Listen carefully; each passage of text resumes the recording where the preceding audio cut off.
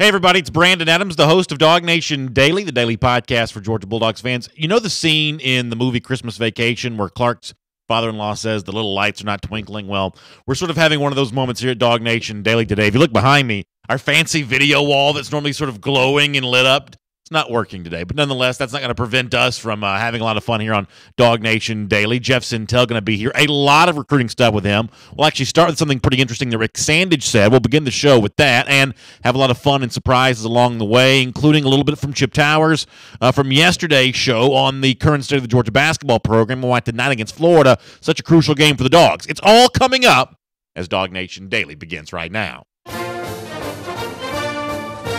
Presented by DawgNation.com, this is DawgNation Daily, the daily podcast for Georgia Bulldogs fans. Here's your host, Brandon Adams. I try to keep my ear to the ground when it comes to what y'all are saying on social media and message boards and things like that about the current state of Georgia recruiting. I think that a lot of times there is wisdom in crowds, so to speak, and when y'all all seem to feel good about one guy, that generally has sort of been good for Georgia. When all of you start to feel negatively about a recruit, that generally sort of doesn't bode very well for the Dogs. That's not a hard and fast rule. That's not always scientifically accurate. I guess it's not scientific at all, but it just sort of seems that when all of y'all feel strongly about one thing or another, that there's generally some fire to be had with all of that smoke. The latest example of that may be four-star defensive tackle Rick Sandage, who I've talked about a lot here on this show as of late, as Georgia gets ready to try to close off its 2018 class in as grand a fashion as it can. Seems like some of y'all are starting to get a little pessimistic, if I'm reading correctly on the Twitter sphere and the message board sphere and all those other mediums about kind of where all this is going. Some of y'all are getting a little pessimistic about Georgia's chances of signing this four-star defensive tackle. Not to say that it's over a done deal that can't be done, but some of y'all are maybe not super excited about the possibility of that at the moment. A lot of this seems to stem from a visit that Sandage took to South Carolina this past weekend. And by the way, the big newspaper, or the big media entity, I guess, to use the more modern phrase, the big media entity that covers South Carolina is a newspaper called The State. The State's there in Columbia, South Carolina, and The State got an interview with Rick Sandage, and Sandage had a couple of quotes here that are kind of interesting. I want to show you this one. If you're watching, you can see it. If you're listening, I will read it to you. This is Sandage kind of talking about where things are between South Carolina, the school that he just visited, Georgia, obviously the school that we care about here on DawgNation Daily. And when you hear this one quote from Sandage, maybe you understand why some Georgia fans start to get a little pessimistic here, and you kind of understand the one, I guess, big concern that Sandage has about his relationship with the University of Georgia. Here's four-star defensive tackle Rick Sandage speaking to The State. He says they, meaning South Carolina, are saying I'm a priority. That's what every recruit wants to feel, of course. He says South Carolina makes me feel like I'm a priority. Sandage goes on to say, they said I will play for sure. It's just a matter of how much I play. I have a good relationship with the coaches and players. This is all about South Carolina right now. Rick Sandage goes on to say, but I can say that about Georgia too. The only thing I'm worried about at Georgia is I know I'm going to get playing time, but my chances of getting playing time are a lot less than at South Carolina. So Rick Sandage tells the big newspaper in Columbia, The State, that his chance of getting playing time at Georgia are a lot less than they are at South Carolina. Now, this is one of those things that's probably just objectively true. It's a little easier to get early playing time right now in South Carolina because South Carolina as a program is not quite what Georgia is. Georgia played for the national championship. Georgia won the SEC. Georgia was in the college football playoff. That's just a deeper roster in all likelihood than what South Carolina is going to bring to the table. But as Georgia fans know, and as sort of evidence here by the challenge facing Kirby Smart, while the opportunity for easy path to playing time might be more readily available at South Carolina, Georgia does still need those defensive tackles. I mean, let's go back to a year ago in February of last year, right after last year's National Signing Day. The subject of not signing a lot of defensive tackles in last year's class comes up. Seth Emerson asks Kirby Smart the question, and Kirby Smart indicated then just how much of a priority defensive tackles would be here for this 2018 class. Here is Seth asking a question to Kirby. Kirby, there's 2 D linemen. Would you have liked it to be more, or was it a product of y'all signed a lot last year? Or are you thinking of moving some guys to shore up numbers there, or do you not feel you need to? No, I certainly, everything is yes to what you just said. Would I like to have had more? Yes. Was I pleased with what we had last year? Yes. but ultimately there's a limit that you can have, and we have a target area for each position, and we're kind of on our target area in that position. I don't think you ever turn down a good defensive lineman. They're just hard to come by, and it's really hard to get those guys. I mean, the top 5, 6 in the country, they're always the most competitive guys to get because that's the hardest position to find. What might be, obviously going on here is it's an example of what we see happening in recruiting all the time. Kirby Smart talks about how you don't say no to these top-flight defensive linemen. You want them when you can get them, but it is probably a little easier if you're Will Muschamp to say, hey, you're our number one priority. I've been your primary recruiter. After all, that's been kind of the story for Muschamp, being heavily involved in the situation there with South Carolina. This is how bad we need you. Georgia wants you. South Carolina needs you, and sometimes there's going to be a gravitational pull in the direction of need compared to want, because Georgia is, at least for the moment, deeper. But Georgia's got to still keep winning with guys like Rick Sandage if it wants to remain deep at that position, and that's also something that Kirby Smart sort of addressed last year. We did try to target more athletic, faster, twitch guys like we think Devontae Wyatt's that way he can run. He's got some quickness. Malik's that way he can run. He's got some quickness. We hope some guys we signed last year can grow into those guys, some of the smaller guys.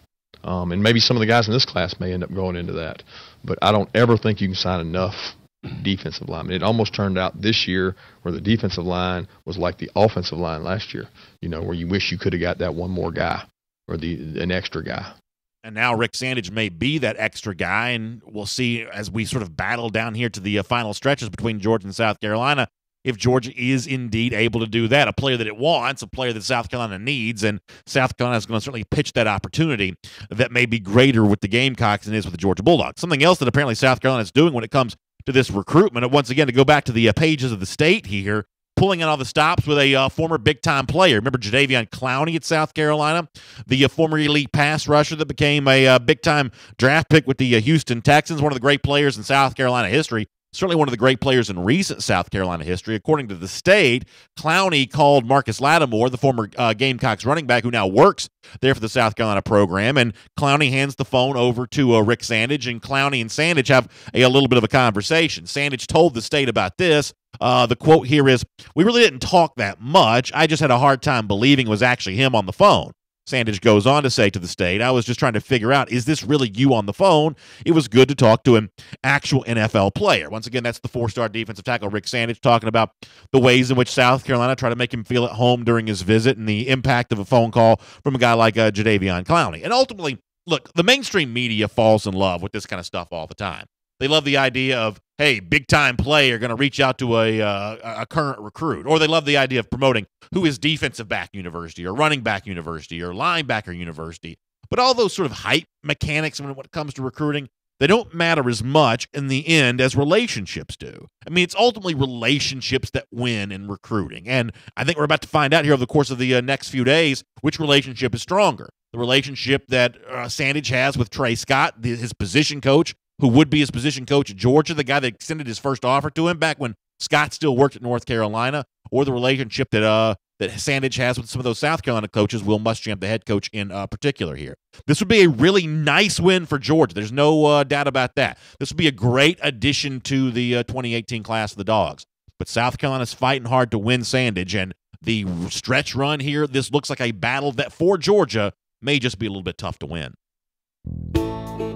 My name is Brandon Adams. This is DawgNation Daily, the daily podcast for Georgia Bulldogs fans. Good to be with you here today. Whether you're watching us on Facebook Live on the DawgNation Facebook page, checking us out on video there at 10 a.m., or listening to us on the radio at noon with our friends at Athens Sports Radio 960 The Ref. We love being with our folks over there in the Classic City. You can also check us out in podcast form, wherever podcasts can be found, iTunes, SoundCloud. I'll put the show up for you at the world-famous DawgNation.com. We just try to make DawgNation Daily as easy for you to find as we can possibly make it, and we hope to see you tonight. What a night it's going to be. We are so excited about Marlowe's at Emory Point for this is actually our final countdown to signing day event before our big signing day broadcast next week there at the Marlowe's in Dunwoody. So we're getting serious about this thing, getting ready to roll with it. Tonight, 6 to 8 p.m., Marlowe's Emory Point is the location. It's 1520 Avenue Place is the address. For those of you listening, let me say this again. 1520 Avenue Place is the address. We'll be there starting at 6 p.m. Lots lot going on tonight. Jeff Sintel going to be there. You'll be letting a lot of those secrets slip out about the 2018 class. We do an off-air conversation with him. It's always a lot of fun to hear some of the questions that people ask to Jeff Sintel at an event like this, and I enjoy kind of chiming in myself. We've got some giveaways. Our friends from Tailgate Apparel have given us some stuff to give away tonight. Marlowe's got gift cards. They've been giving those away. Marlowe's, who's always such a gracious host to us as well, they're going to give you a free appetizer. If you show up tonight wearing your red and black with your entree purchase, you can get that free appetizer. So please come by and see us tonight at the Marlowe's Emery Point from 6 to 8 p.m. It is going to be such a lot of fun as we kind of really start to put the finishing touches on this 2018 class. You know, some of you have asked in the past, hey, what did you do before you worked on DawgNation Daily? How did you get to this job and in this position? Well, the job that I actually had right before I got the DawgNation Daily gig, I was a producer for a radio show called the Chuck Oliver Show, which originates from Atlanta. And I was checking out the show the other day. Interesting stuff that Chuck Oliver had, the host of the show, with the former South Carolina, former Florida coach, Steve Spurrier. Now, y'all know Spurrier to be one of the great villains in Georgia football history, a guy that not only Georgia fans dislike. Over and over again, Spurrier has sort of shown his own dislike for Georgia. Lots of different coaches, lots of different eras. Spurrier is by no means a Georgia fan. It's one of the things that was, I think, most satisfying about that final victory for Georgia against Spurrier in the 2015 season, sort of sending him on to retirement. It almost felt like some nice closure for Georgia and a lot of Dog fans who had grown very, very tired of Spurrier over the years. Spurrier doesn't like Georgia. That's very well cemented. But what he's seen from Kirby Smart, even a noted Georgia hater like Steve Spurrier has to kind of be impressed with the way that Smart has built the Georgia program as quickly as he has in 2 seasons on the job. Spurrier was on the Chuck Oliver Show, and here is what Spurrier said about what he's seen from Georgia, the decision to move on from Mark Richt to Kirby Smart, and the success the Dogs have enjoyed since then. He did inherit some good players, and then they sort of upped their goals a little bit. Everybody loves Mark Richt, but when they made the change, people asked me about it, and I said, well, you know, Georgia believes they're better than 9 wins a year. They're better than 9 and 4, and they want to go 10, 11, 12. They want to hit the top. So sometimes you got to make a change like that. Spurrier in the Chuck Oliver Show is also quick to acknowledge that while he's going to praise Smart for the way that he's turned the Georgia program around and the swift action on Georgia's part to kind of get him in place and enjoy the success, he still likes Mark Richt a little bit too and thinks that Richt's also in a pretty good place down there in Miami. Here's a little more from Spurrier. Really, it was a good move for Mark Richt to get to Miami, too. I think he sort of reinvented himself. He's down there calling the ball plays and having fun, coaching that team, maybe back the way he used to when he first got to Georgia. But anyway, yeah, what Kirby has done, he's done it with a good team. All those players came back. They could have gone pro, and they wanted something big to happen.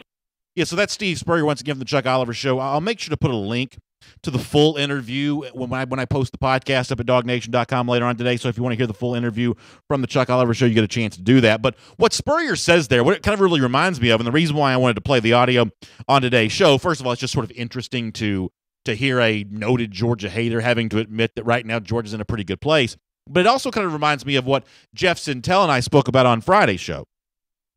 If you remember, we talked about, the situation with Georgia and, the great question that had been posed at the forum at forum.dawgnation.com about, would you rather have won that national championship when Georgia was close to have done that in 2012? And if that happens, then Georgia probably doesn't have the dominoes fall where it gets Kirby Smart. Or you could have history the way that it is right now. 2012 unfolded the way that it did, all leading to Kirby Smart being on the job right now. It was one of those great debates that sort of originally started at forum.dawgnation.com. Jeff Sintel and I kind of had that discussion a bit on Friday on DawgNation Daily. And then our buddy Logan Booker from 960 The Ref, the radio station that we're on in Athens, he sort of put that question out on Twitter, I think it was yesterday. And I've loved watching some of the responses kind of roll in on that as people really weigh in on both sides of this discussion. There are some people who say, hey, man, a national championship, to have one of those in your hand, that would have been a precious thing. And Georgia could have been close to one of those in 2012. I would have rather just seen that happen and see those final few yards against Alabama be accumulated and see Georgia get that win, go on and crush Notre Dame, and that would have been the way to go on that. Other people, and I think that I'm probably in this camp, Jeff Sintel, based on what he said on Friday on the show, sounds like he's kind of in this camp as well. Other people sort of seem to believe that the success that Georgia's having right now has a chance to maybe have some compound interest in a way that the aftermath of 2012 might not have had. And I don't say that in any way in disrespect of Mark Richt, who I agree with Coach Spurrier on. Looks to be in a pretty good place down there at the University of Miami. Seems to be happy, seems to be re-energized. But for me, with all due respect to Richt, whose 15 years I enjoyed at Georgia, I think the Dogs are in a better place right now. And for me, it's never been about winning one national championship, even though, obviously, I'd love to see Georgia one day put that trophy up in the air. For me, it's more about a consistent pattern of competing for championships every single season. And that's something that I think that Kirby Smart is bringing to Georgia in a way that maybe no coach has ever brought that to the program. Top 3 classes, number 1 overall class, strung together year after year after year, is the kind of program that can be in the college football playoff conversation year after year. That's what Kirby Smart's bringing to Georgia right now. Even someone like Steve Spurrier is forced to acknowledge that. And that's why I think that Georgia fans have a right to be very optimistic about the years to come and to feel that way for a lot of years to come later on as well. For more on those recruiting wins that Georgia expects to get, let's get ready to welcome in Jeff Sintel. Quick warning, we're going to go a long way here today on a lot of big news in the final stretch towards the end of the 2018 cycle. It's good to have you with us as DawgNation Daily rolls on right now. From Athens and across the SEC or wherever the recruiting trail may lead, here's a DawgNation.com insight. And as we say hello to Jeff Sintel, Jeff, I will wish you good morning today. It's always great to have you with us on the program, and I know you're like me, just as excited as can possibly be about Emory Point tonight, the Marlowe's location for our Countdown to Signing Day event. This really is those final hours. This is that crunch time build up to National Signing Day. I look forward to covering it all with you there tonight and having a lot of fun with the folks on hand in the building. And Brandon, good morning to you, sir. It will be a great Tuesday night at Marlowe's, and a quick teaser for that show, we will have a special guest. He is one of the highest rated guys that are currently on their way to Georgia.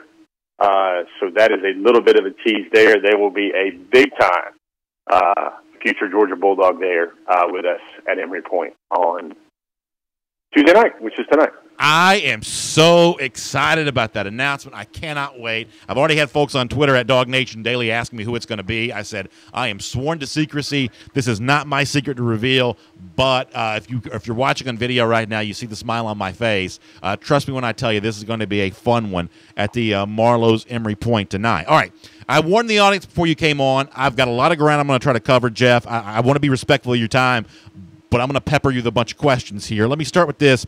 I began our show today by saying that I'm noting a hint of pessimism among some Georgia fans when it comes to 4-star defensive tackle Rick Sandage based on the visit he took to South Carolina over the weekend. Some Georgia fans seem to think that visit was a game changer for Sandage. What's your take on that? Well, Brandon, I'm going to kind of repeat some of the words you say a lot. Visits are supposed to go great, and that one did. I would say that neat little trick in this recruiting story is Jadeveon Clowney has reportedly called Rick Sandage and told him about all the good things that are going on in South Carolina.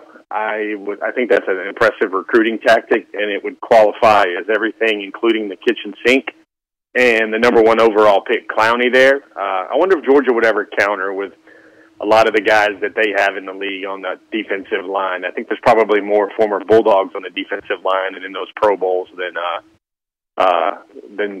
South Carolina and Jadeveon Clowney. I guess I would just say this is the things that strike me about the Rick Sandage recruiting is, at least publicly with what he's stating, North Carolina is actually in this a lot more than I even feel it to be. I think it's going to come down to a stare down between Georgia and South Carolina. And there's the hint of go be the man and immediately clog the middle at South Carolina, or go be part of the machine, another cog in the wheel. Maybe a supporting character on the defensive line right away, and then grow in your position where you can dominate. I do know this. His mother, who I consider to be one of the most highly advanced parents in the recruiting game, in terms of soaking up everything. She told me something very interesting after the Georgia visit last week. That was the 6-pack And remember, Kirby Smart's saving his official visit for this week, and that's something different than the tactics displayed with Quay Walker. But after the coaches left, they kind of adeptly said, this is really not about these great coaches we like and the uniforms and the facilities. All that stuff is a wash. They said, who's got the best strength coach, who has the most academic, who has the best academic support for you, and then also just where do you want to live? Do you want to live in that city for 52 weeks out of the year when it's only cranked up and everybody's bouncing off the walls for 12 games a year? That might be the case in Columbia. Maybe it be 14 or 15 games a year in Georgia now.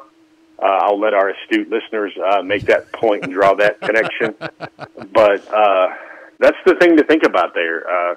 It's everything, you know, and this is what the best advice I always try to share when I try to neutrally and objectively share viewpoint is I sit there and say, go somewhere for things that will never move.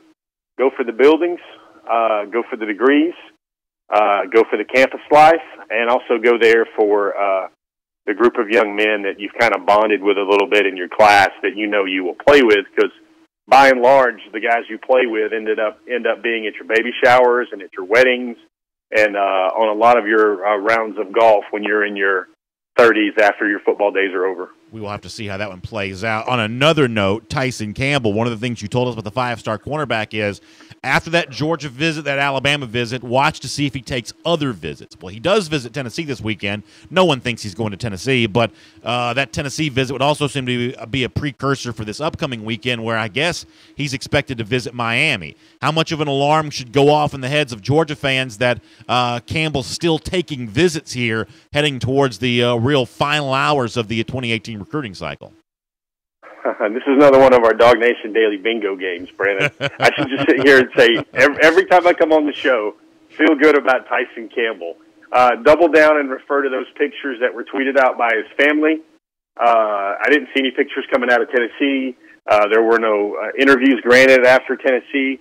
There's even some sources I know in South Florida that tell me that Miami has a whole lot to be worried about with Georgia and with quite some time about Georgia. So the only reason I even asked the question the way that I do, if you want me to just be completely honest, is you go to Tennessee. I mean you, meaning Campbell. Campbell goes to Tennessee where I don't expect him to go, but he hears a pitch about not going somewhere else. So does the pitch about not going to Georgia from Tennessee open up a door for Miami to sell themselves as a legit option here? Does that make sense? You know, Pruitt's going to pitch, here's why you maybe shouldn't go to Georgia. And so he has that in his head, and he goes down and hears from Rick and the guys down there, here's why you should consider Miami. Well, I've always, and a lot of smart men I know look at this the same way. You worry about the school that tears down the other school. You really seriously consider the school that says nothing bad about the competition and wants its pitch to you to stand on its own without trying to look to the left and look to the right and try to knock off other contenders. That's simply the best way that I can say that there. And really, I interpret the Tennessee visit simply as a byproduct of the Alabama connection. Remember, Tyson Campbell really liked Alabama a lot. Jeremy Pruitt had a lot to do with that. He was one of his lead recruiters there. And I think maybe the Tyson Campbell stuff there, along with a couple of other assistants that Pruitt has hired, some really smart recruiters in Florida that Pruitt has hired with lots of connections and networks around that state. I think it was more of, I know that guy from him recruiting me for Alabama. And at some point, these young men also get all these visits. I don't even think Tyson's going to take all 5. I think he won't max out, but he will wind up at 4 with the trip to Miami, which is an extremely short trip for him. I don't even know how they calculate mileage on something like that when it's less than 20 miles for an official visit. But Tyson Campbell, again, I think Georgia fans should still sleep quite soundly in their beds right now regarding Tyson Campbell. So you mentioned DawgNation Daily Bingo. This is truly going to be one of those days when a lot of folks can fill in a lot of squares because there's going to be a lot of very popular topics brought up on the show. Another one of those guys, Otis Reese, the current Michigan commit, who has recently shown some love for the Wolverines on his social media feed. He visits Athens this past weekend. My understanding is he had some family in tow. Normally we say on this show, at least you tell us, that family with you on a visit's generally a pretty good sign. What does family in Athens with Reese mean in this scenario here? Well, family's good because I don't remember seeing all that family show up in the Michigan official visit pictures that he shared on the social media accounts. And for me, this is one little thing maybe that I haven't written yet, but with Otis, a lot of people think, well, of course, he's gone to Georgia a lot. It's the closest school. I think I have him in at least 3 games during the season, and for me, I saw the same family members usually around him at each of those games, and that's those same family members there were also in the pictures from his official visit at Georgia. Quick 20-second Brandon check here, Brandon. With everything that you've seen, I want your opinion. The recent Georgia red bulldog with the red light background, I'm talking about the backdrop pictures for a lot of the recruits on their unofficials and officials last weekend. Do you like that one better, or the one that we saw during the early signing period of like a black background with a kind of chrome G look that looked like a big Georgia gong? Which one do you prefer, my man? That's a good question. I'm sort of into the new backdrop a little bit just because I like the guys who are standing in front of it, which is maybe not the answer that you're looking for there. But I have actually kind of liked the new backdrop they've been using, to be honest with you. I will say that black background and the chrome or silver Power G it pops. Was 6 for 6 in the 5-star category. That's a very good point. That is a very good point, Jeffrey.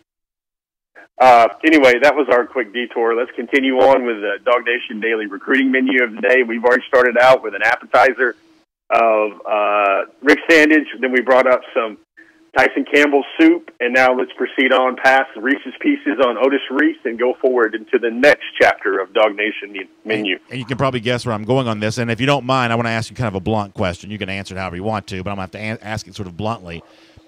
Could Reese have said something this past weekend that would have gotten Georgia just to simply stop recruiting Quay Walker altogether? I mean, how tied in are these stories right now? Is Georgia going to go to the last minute with Walker no matter what?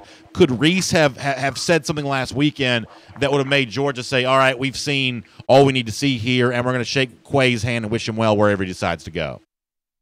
Good theory there, Brandon. I'm thinking, when I think about the models and everything else that finishes out the class for Georgia, I kind of think, what's the most Georgia, I think, there's a country music tune called She's So Georgia or something like that. Yeah. Well, I think the most Georgia thing to do for the Bulldogs to finish out this recruiting class was to somehow find a way to have both Walker and Reese in its closing flurry of 4. I still think 4, at the most 5 names here. Having those two would, definitely entrench Georgia as a premier defensive squad for years to come, especially the versatility of those two guys. Maybe one guy at a star, one guy at an outside backer, an inside backer one day. Just opens up a lot of possibilities with range, physical ability, adaptability. I think it's not outlandish to think that Georgia could perhaps end up with both of those guys, and that might seem like 2 of the least likely 2-pack to put together in the Final 4 here for Georgia. But that just seems like a way. You got to remember, Georgia builds everything from a defensive mindset, and I do still now kind of think that Georgia will at least end up with one of those 2 gentlemen as well. So it sounds like you think that Quay Walker's still going to visit Georgia this weekend, then. Oh, yeah, I would imagine so. That's one, if you recall back to the should Jazz of last week. I do remember that. I do remember that little text exchange. Yes, sir, I do. And I don't think that, where else will Quay Walker go if not Georgia this week, because he has that official left to give. And really, the only major target left for Georgia would be Quay Walker to host on this final recruiting weekend, what I would consider a Plan A or Plan B target. So, Quay's something to think about there. And I just keep coming back to, I saw Quay on the sidelines at the Kentucky game, and it was an eye-opening game for him, how Georgia really jumped back into things. And, of course, he heard everything he should hear from guys like Justin Fields and Brenton Cox at the Under Armour game. Remember, Brenton Cox said that there's a guy now at the Under Armour game that's committed to a school that he feels will eventually flip to Georgia. Well, those projections are always not absolute, but it is at least more material to kind of consider here when you put together, a model or a projection for the end of the Georgia class. I just kind of think Quay, I remember him being surrounded by 3 or 4 members of the Georgia program, including the head coach's wife there, and it really looked like that was the sort of royal treatment that he's kind of been getting everywhere. And I still think, Quay Walker will end up either at Alabama, Georgia, or Tennessee. I know he did take an official visit to Auburn last weekend, but they definitely tried to get in there really close with Quay Walker as well. Big Cat Bryant definitely bent his ear along that trip, but Quay Walker, 3-down linebacker. We've effectively scratched off bingo. Man, Brandon, right now the bingo board could probably go 8 or 9 spaces horizontally, vertically, and we don't even need to include the free space anymore. Yeah, this is like you play with your kids, the blackout bingo, where you have to get a space on every single one of the boxes. This is not just one straight line deal. We're covering the entire board here today. Oh, one more thing on Walker, then we'll kind of move on to a couple other names I want to hit before we're gone here. So what I saw from Walker on social media, at least as of Monday, he hadn't put anything about his Auburn visit up on social media, or at least on Twitter. I mean, it seems like we're still thinking that it's either Tennessee or Georgia, with Alabama probably in like that third position for him. Auburn not really a factor. Is that kind of the ranking for Walker here at this time? Yeah, I would think so. It's funny. He goes hot and cold on interviews. Sometimes he will trickle out some information. Sometimes he won't. Sometimes he will not. I would think that you got to remember the relationships he has there with in Tennessee with Scherer and Pruitt kind of loom very large there. And remember that Dan Lanning did come out and see him on the first day that he could be a recruit. And I'm sure Dan Lanning and Quay Walker, as well as Mel Tucker, and the rest of the Georgia staff, including Kirby Smart, will spend a lot of time with Quay Walker. All right, couple quick issues, and we'll knock this out. And we always appreciate your time, and we'll look forward to seeing you tonight at the Marlows at Emory Point. I heard some online chatter that Leon O'Neal's visit to Georgia was without family. That probably tells you everything you need to know, especially given the fact that he's been pretty active on social media with a lot of Clemson stuff here as of late. It seems like the O'Neal thing probably not going to go Georgia's way here. Yeah, I would think so. And you'll see on the blog today a couple of things. One, I think we can officially stick a fork into the Isaac Taylor Stewart thought. I mean, I've been kind of hitting at that for maybe 2 weeks now about the German destroyer and his potential there in Athens. So for all you greedy Georgia fans out there that we're hoping to add a pair of bookend 5-star cornerbacks for 2018, you just got to settle with back-to-back 5-star quarterbacks, I guess. As far as the gluttony of recruiting here is what we may like to call it. I do feel that Georgia and Isaac Taylor Stewart were really linked to Jay Valai. Jay Valai was, a guy that just left for a support staff position for the Kansas City Chiefs maybe about 10 to 15 days ago. Kind of ironic how those two events are correlated there. And I think when Jay left the program, that was his major recruiting contact and interest in Georgia. Okay. And Isaac Taylor Stewart is really down to 4 schools, and the Georgia Bulldogs are not one of those 4 schools. Looks like a lot. Interesting. Go ahead, Jeff. Please, go ahead. Interestingly enough, the last thing about the blog today is there's a very curious prediction on a key 2019 target that was made by his high school head coach that kind of points definitively to where they think he will wind up. So that's something that might be worth your time to read as well. Absolutely, Jeff. I'll look forward to reading every word of that. Looks like a lot of in-home stuff going on between some Georgia coaches and Tommy Bush here late in the process. It would appear that Georgia's still very much interested in Bush and still very much trying to win this recruiting battle. You mentioned that Georgia's always going to think defense first, but it seems like they're also trying to make sure they stay in a good position here with Tommy Bush until the final bell is rung. Yeah, James Cooley. Cooley came to visit him on Friday. He was in the Georgia jet, according to Bush. He showed up, said, "You're still a definite priority, still very much wanted." And he said, "I'll be back next Friday with the cavalry," which means probably the entire offensive staff. Because if you got to remember, everybody Georgia's chasing here, we're talking about 2 defensive tackles in Jordan Davis and Tramel Walthar, who are committed. Rick Sandage defense, Quay Walker defense. Keep going on down the list. Otis Reese defense, Tyson Campbell defense. It's kind of funny. I was kind of kidding with another coach the other day. It was kind of like Georgia, and I don't know whether it's like heavy hitters in the lineup, whether it's like Dell McGee and Sam Pittman are kind of twiddling their thumbs a little bit right now for the rest of 2018. They've already hit their, maximum amount of, 5-star limit, big-time limit for the class of 2018, and they just got to hang out in the truck or hang out in the boat and just kind of drive people around. Well, whereas they don't have hot guys in the hopper. So I would imagine, Georgia's kind of known for its show forces of late. Everybody remembers that one with Justin Fields in his home as well, where the entire offensive staff showed up. I would think that there will be a full court press, including Kirby Smart, that go out to visit Tommy Bush on Friday. And another thing to think about there as well, Baylor is the home state school, but sometimes off the field stuff definitely kind of adds to the discussion of what's going on with Tommy Bush there. And, Michigan State, as much as that program is in the headlines over the last 3 or 4 days, if anything was really close and anything was really tied, I think all the investigation stuff and everything coming out of Michigan State right now would definitely be something that families would have to take a long look at regarding the Spartans. Of course, these are just allegations. The investigations will have to take place, except for the one major indictment that took place. But, I kind of think Baylor, Georgia, Ole Miss is kind of still in there as well for Tommy Bush. But I think it's a situation, to me, these are just my simple thoughts here. If Georgia has room for Tommy Bush, which could be a matter of how well that matches up with all those defensive targets we just spoke about. I think if Georgia has room for Tommy Bush, I think Tommy Bush will very likely be a Bulldog. That's an interesting statement to make. That's certainly good news for a lot of Georgia fans. Quick final point here, Jeff. We always appreciate your time. We always seem to keep you long, but you always give us great stuff.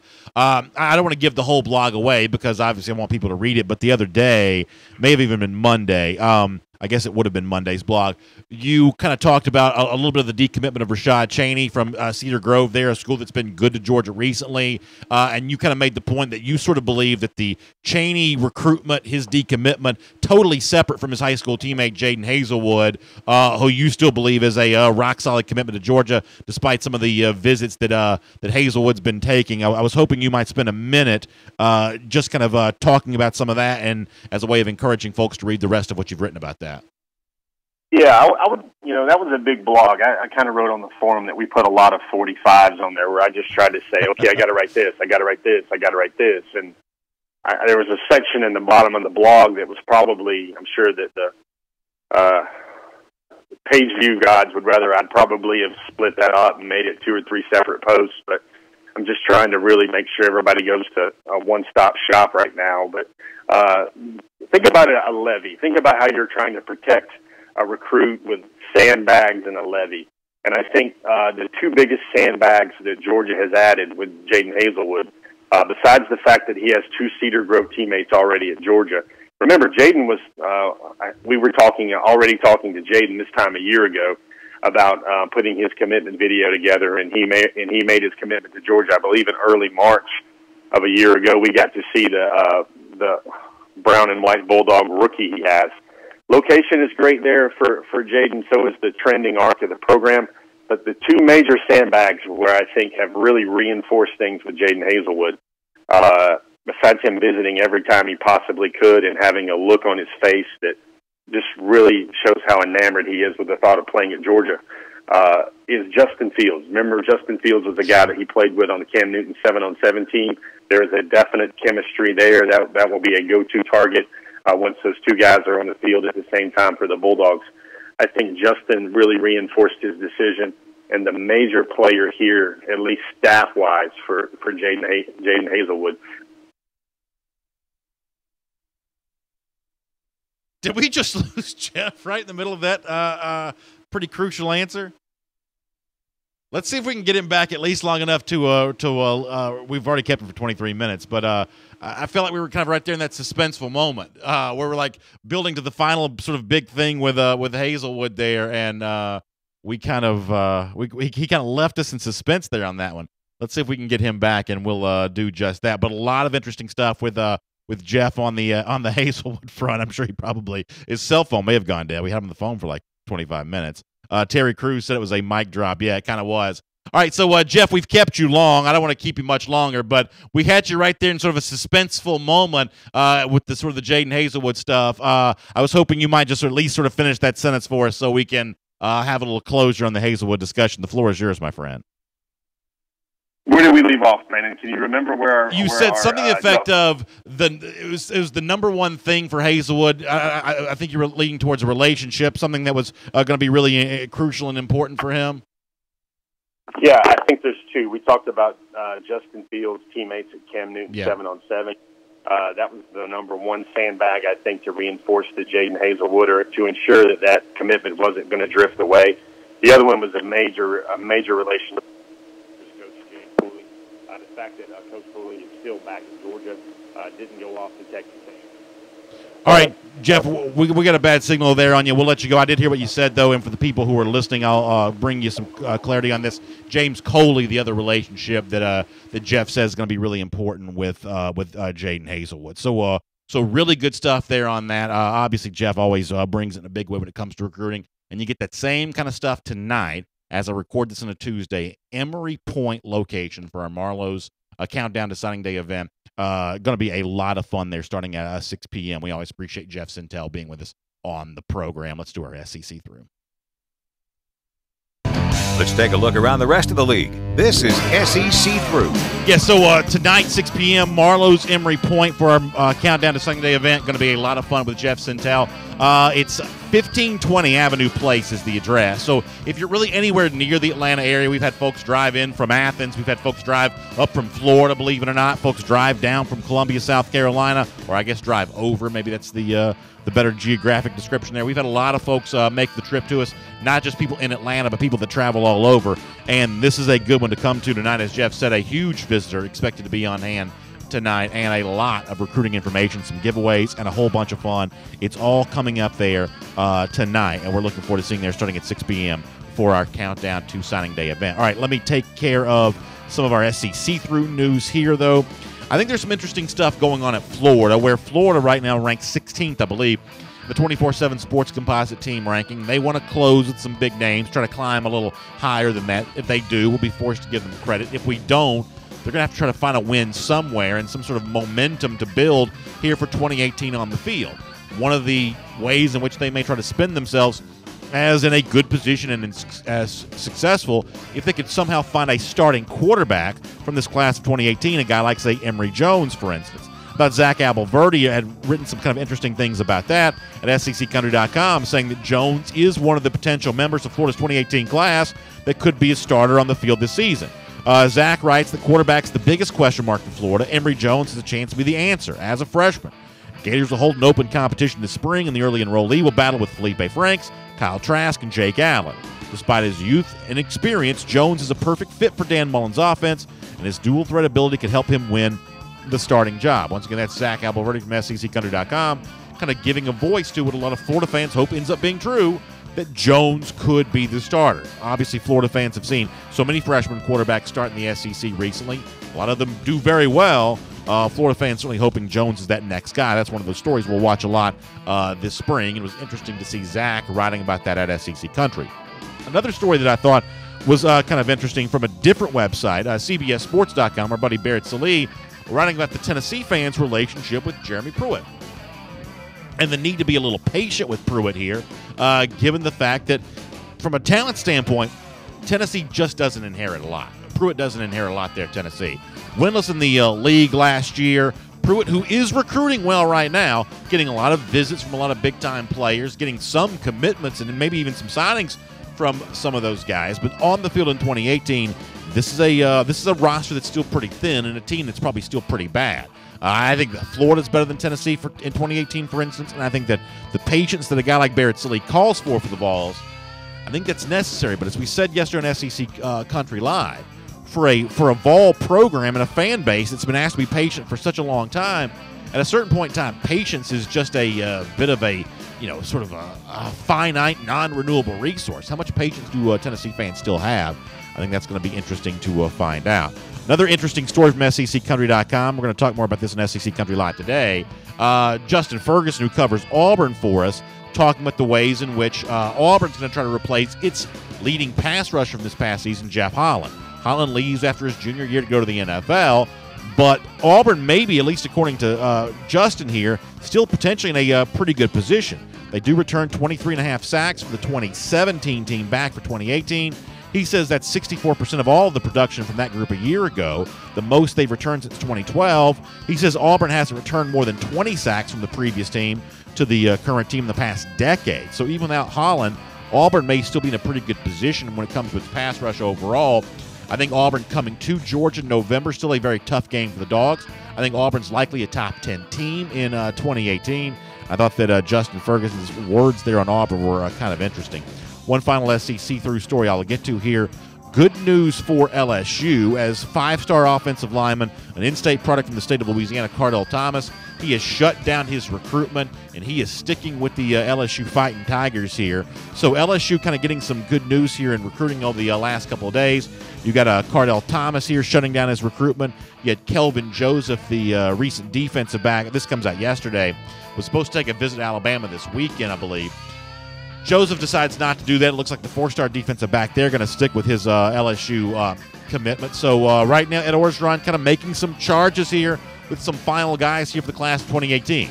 Remains to be seen what happens with Patrick Surtain Jr., but at least in a couple of examples, looks like Orgeron's going to finish relatively strong. We'll make that your SEC through. And here on DawgNation Daily, we'll turn our attention to maybe a little bit less happy of a subject for some Georgia fans. That's the current state of Georgia basketball. And I wanted to spend a minute on this on our show today because Georgia does have a game tonight against Florida. It is a crucial game for the Georgia Bulldogs for a lot of reasons. It's a rivalry game. You know how we feel about Florida here on DawgNation Daily. This is a Georgia team that's lost a few games lately and lost a few games in ugly fashion. And as Chip Towers said when he joined us on DawgNation Daily yesterday, the recent events of Georgia basketball put Mark Fox in kind of a precarious position here as he heads towards the end of this season. Here's how Chip, who's been around a lot of Georgia teams over a lot of years, said it about Mark Fox yesterday. I've never been that kind of cold guy that's like, fire him. He's not doing a good job firing him. But, I mean, if I'm Mark Fox and his family, I'm very, very concerned about the direction of things right now. You're in year 9 of the program. At this point, you're in the bottom third, maybe. I know you're in the bottom half of the SEC in a year where you were expected to maybe not win the conference, but certainly be in the upper echelon of it.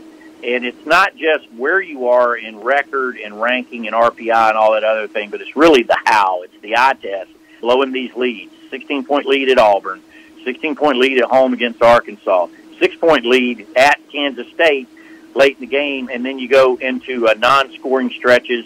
You can tell that kind of stuff eventually when it happens, it becomes psychological. So Chip Towers, as he said, he's not the kind of guy that's going to say anything like this lightly. I mean, this is not one of those sort of hot take artists who's going to look to get a bunch of guys fired. Chip is going to be pretty measured with what he writes and what he says. And when Chip says there that Mark Fox might be in trouble if he doesn't start winning, there's some weight behind those words a little bit. And in the description that Chip gives for why Fox has had some trouble, the one thing that I sort of lean on the most is those long stretches where you don't score. I mean, and let me just be very blunt and honest here. I saw Eric Moody in the comment section watching the show on video a moment ago who gave you the no basketball emojis. He gave you like the cross out sign, the basketball saying, don't talk about basketball on the show. I mean, listen, basketball for Georgia fans is a tough sell as it is. It's why we don't talk about basketball in the first 30, 35 minutes of the show ever. We do it a little later on the show if we do it at all because it's a tough sell for a lot of people. It becomes an even tougher sell for Georgia fans when you go 5 minutes without scoring in a game that's on TV, the way that Georgia did against Kansas State on Saturday, Auburn in the game before that. You just can't go these long, interminable stretches without putting the ball in the basket. Basketball at Georgia is a hard sell as it is. It's an impossible sell for people like Eric Moody in our comment section when you're not scoring, when you're not playing an entertaining brand of basketball. But with Florida coming in tonight, it's a chance for Georgia to kind of correct some of that, to kind of change the recent narrative about the program. And Chip Towers says it's a must-win for UGA. The schedule is what it is. I mean, you got Florida coming tomorrow to Stegman Coliseum. It's great that Georgia has them at home. I can't think of more of a must-win situation, and I'm pretty pessimistic about it. I mean, Florida's one of the better teams in the league. Certainly they lost at home to South Carolina, but then you're on the road at Mississippi State and on the road at Vanderbilt. They got to turn it around right now, and if they don't, we may be looking at a coaching change in the postseason. Winfred Steinspring in the comment section says, if you talk basketball, you should talk Lady Dogs basketball. The truth is, I have become aware of just how well Georgia's Lady Dogs have been doing here as of late. You know what? At some point in time, we do need to show a little love to a team that's on a pretty impressive run here for right now. So we'll show some love to Coach Joni Taylor and the Lady Dogs, who are certainly getting it done in a big way at the moment. And obviously, a lot of Georgia fans also hope that Mark Fox and the men's basketball team can find some of that, some of that same energy, some of that same level of success in a game against a team like Florida, a hated rival, and a team that's really unfortunately had Georgia's number in basketball for the last couple of years. I mean, that would be a great way to do that and send a message to the home crowd, especially on these sort of like Tuesday night deals, because y'all know how it works. Georgia gets a pretty good crowd for some of these games on Saturday. Doesn't always do that for some of the games during the week. For the folks who show up there at Stegman Coliseum tonight, would be nice to see them rewarded with a big-time performance and a big-time win. So hopefully we'll see Georgia be able to do just that. Timothy Oglesby in the comment section also says the men's team needs a new coach. They need to take basketball seriously. And, I certainly think that as a program, they are taking it seriously. I think that's probably the case here. But I just don't know that the work's being done is sort of bearing much fruit right now. I mean, take a look at the recent recruiting successes. They are having some success. The 2019 class has put a couple top-flight prospects in the mix. But as far as the roster on the court right now, not enough getting done. No Georgia fan can deny that. All right, as we get ready to wrap up Dog Nation Daily today, speaking of the Florida Gators, I will remind you that here on Dog Nation Daily every single day, we do our Gator Hater Countdown for football, men's basketball tonight. We just like seeing Georgia beat Florida anytime that it can. And in football, 270 days from right now, we think it's going to happen again. In the game known as the world's largest outdoor cocktail party, we'll look forward to seeing Georgia get a win over Florida and keep that winning streak against the Florida Gators going here. By the way, let me remind you one more time as we wrap up here on this Tuesday that tonight, 6 to 8 p.m., we're going to be for our countdown to signing day event at the Marlowe's Emery Point. It's 1520 Avenue Place. Once again, 1520 Avenue Place. We'd love to have you come by and see us. Very special guest, and I put that in all caps, Very. Very special guest expected to be with us. Marlowe's got some giveaways. Tailgate Apparel will give away some stuff from them as well. Free appetizer with your entree purchase when you wear your red and black. Going to be a lot of fun. We'll see you there starting at 6 p.m. And for those of you with us on video, we have some time for a few comments here as well. We certainly appreciate all of that on the program today. Love Miriam Martin Corbin saying it's great to be a Gator hater. Miriam, I really appreciate you saying that. Neil Landon Jackson, good to have you with us here on the program today, too. Bryce Adams says the Hoops team needs to do whatever it can do to hold on to those 2019 recruits. I guess one of the questions will be asked is, does that extend to the point of also holding on to a Mark Fox to hold that class together? The truth is, I just don't know enough about basketball recruiting to know if these guys are worth that or not. If it was football, I think we'd probably all have a stronger opinion about, exactly how we would feel about that. But in terms of a 5-star point guard, some of the other guys that Georgia has, are they worth that? So I don't know. I also love what David Hogue does. He's also counting down 305 days to the SEC championship, where he says the Dogs going to beat Alabama 34-17. Thanks, David, for that. Zane Gregory Taylor says we need to come to South Atlanta, Fayette, or Coweta County. Yeah, Zane, I hope to do a lot of that kind of stuff. I hope to go to South Atlanta soon. Hope to be down in Macon. We've actually talked about some ways we might be able to do that at some point. We hope to maybe make some announcements in the months ahead about how we can do more of that kind of stuff. Really all over Georgia. I'd like to see us stretch as far as we can. I think that would be a lot of fun. Lloyd Dixon shouting out the Gator Hater Countdown. Lloyd, appreciate that. Matt Todman says that Jeremy Pruitt at Tennessee is getting recruits based off his relationships with players kind of like Kirby did 2 years ago when he got Mac Wilson and Ben Davis to take visits to Georgia. I think the same situation is happening with Pruitt in Tennessee. That's probably true. I mean, Tyson Campbell doesn't take that visit to Tennessee without the relationship with Pruitt, and it's one of the things that I think that Pruitt is leveraging at Tennessee in a way that Dan Mullen was not able or has not been able to leverage at Florida. Mullen at Mississippi State, the kinds of players he was recruiting there are really not the kind of same players that you can recruit at a place like Florida. So at least in this one respect, it's advantage Tennessee probably over Florida here for the moment. Miriam Martin Corbin would love for us to come to Marietta. We'd love to do that too. Neil Landon Jackson says Valdosta. I'd love to be down in Valdosta. Love the Dog fans down there. Josh Trotter, appreciate you saying daily. Appreciate that. Matt Silver says, do you think Adam Anderson's the replacement for Roquan? No, I personally think they're going to use Anderson because he's such a big, tall guy. They're going to use him more as an outside, pass rusher, I think. I think your next Roquan, at least in terms of this roster, is probably more likely Channing Tindall in the next couple of years. I think they're pitching, to Owen Popo the chance to be the next Roquan, the 2019 linebacker out of Grayson, in the hopes that he'll join up for Georgia's 2019 class. Those to me are your next Roquans. It's Tindall, it's Popo, and y'all always get mad when I don't include Nate McBride in that list. But I think there is a bit of a difference from a prospect standpoint between Tindall and McBride, although there is a very good chance that I'm very wrong about that. Miranda Renee Zorn says, how about Augusta? Yeah, Miranda, we'd love to be in Augusta. Thank you for that suggestion. At some point in time, we really should go to all, the major Georgia towns. Augusta, Savannah, Macon. I think Columbus is in that group, and we'll have to, keep the Auburn folks away that day. But, Rome. I mean, all these sort of, main Georgia towns, we should really do all of them. Valdosta, I think that'd be great. Peter Jeffrey Wilson also gives us a pretty sober statement here, and it may be true that there is no next Roquan. One of the things I keep coming back to is, let me see if I can type and talk at the same time. When it comes to Roquan from this past year, the scariest thing about replacing Roquan for the 2018 team, let me see if I can find this, is just how many solo tackles he made. Now think for a minute. Think about all the solo tackles you saw Roquan make. What if he's not there to make that tackle? It's almost for sure extra yardage. The tackle's going to be made by somebody else, but in almost every instance, it's extra yardage added to the opponent if Roquan's not standing right there. And think about, close game against Oklahoma, close game against Notre Dame. Does extra yardage for the Irish, the Sooners, turn that into a win for them instead of a loss? That's a scary thing for Georgia, I think, to think about for 2018. Not impossible, not the end of the world, but a scary thing to think about how you replace all this. I mean, just to give you an idea, Roquan in 2017 had 85 solo tackles. He assisted on 52. It's a total of 137, but 85 solo tackles.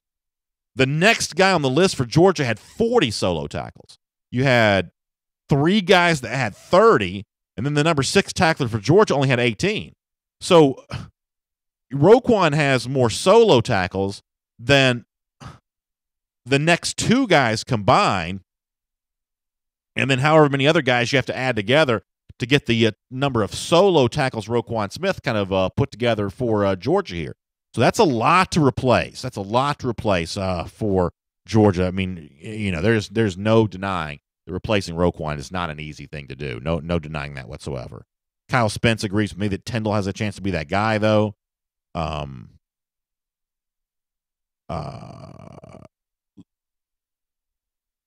Yulia Ursal says Nate McBride has to get on the field first. Well, he did play on special teams. I think he contributes as a linebacker this year. But, if you look at Roquan, he goes from being a freshman that played somewhat sparingly in his freshman season of 2015 to being a pretty good, solid starter in 2016, had 95 tackles, to being Butkus Award winner in 2017. So even for elite players like Roquan, there is a bit of stair steps toward progression here.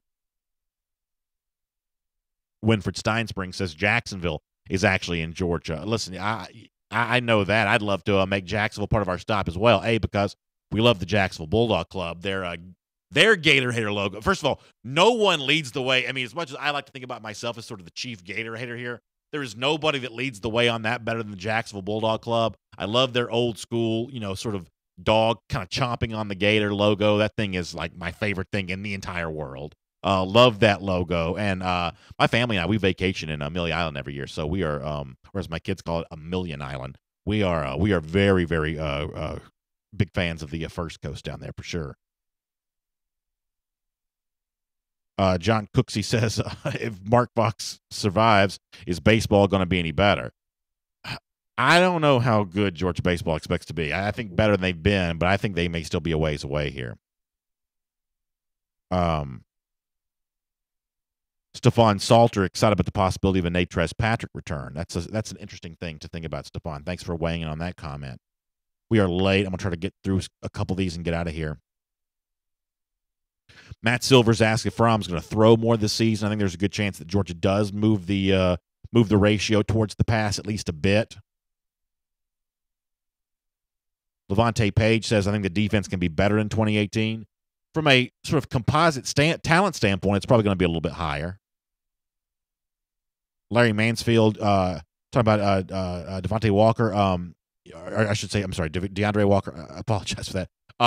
Walker is one of those guys that when I was talking about potential guys stepping up for 2018, I omitted Walker, and I was wrong for doing that. A lot of y'all corrected me on just how good he was in 2017. That's a guy you can expect a lot from, I think, this upcoming season as well. Michael O'Neill asking about Robert Beal. That's one of those guys to watch from this spring to see kind of where he is after not playing this past season. Is he ready to be a contributor? I honestly don't know. That's going to be one of those things worth watching. Zane Gregory Taylor says, cannot wait for G-Day. I feel the exact same way. We always get very excited about that this time of year, maybe this year more so than most, because it will be Justin Fields' debut. It will be the kind of culmination of a lot of these young guys getting ready to step up. I just really look forward to not just G-Day, but spring practice in general as we kind of start to figure some of this kind of stuff out. Of course, here on DawgNation Daily, we'll be there to cover it for you every step of the way. Before we can get to that, though, we've got to wrap up recruiting. We'll continue to push forward that on the next few episodes of our program. It also continues tonight, 6 p.m. at the Marlowe's Emory Point for our Countdown to Signing Day event. This is going to be a fun one. I would love to see you there for it. If you have any chance to be there anywhere near the Atlanta area, we'd love to see you there for that. I'll see you at 3 p.m. Eastern Time for SEC Country Live. Neil Landon Jackson, thanks for promoting that in the comments section here today. And then again, back at 10 a.m. tomorrow for another episode of DawgNation Daily Live. Y'all have a great day.